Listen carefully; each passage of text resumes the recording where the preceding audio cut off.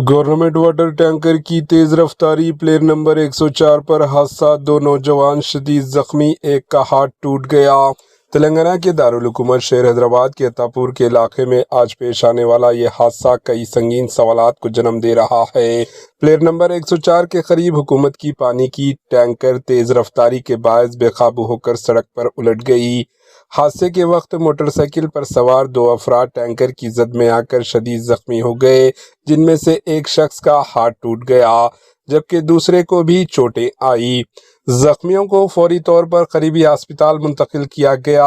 अहम बात यह है कि मुकामी लोगों का कहना है कि सरकारी वाटर टैंकर शहर हैदराबाद की सड़कों पर बेझिझक और तेज रफ्तारी से चलाई जाती है, जिन्हें रोकने वाला कोई नहीं। न ट्रैफिक कवानीन की परवाह की जाती है, ना ही आम शहरियों को जानो माल की। हादसे के बाद इलाके में काफ़ी देर तक ट्रैफिक जाम रहा, जिससे स्कूल जाने वाले बच्चे, दफ्तरी एम्प्लॉइज और एम्बुलेंस सर्विस तक मुतासिर हुई। पुलिस ने मौके पर पहुंचकर ट्रैफिक को बहाल किया और मामले की जांच शुरू कर दी।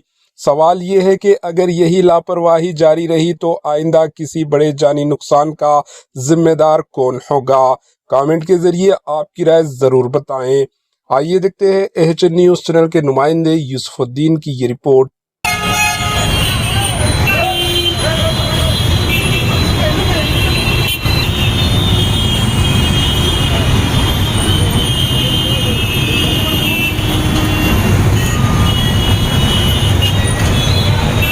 ये गिरा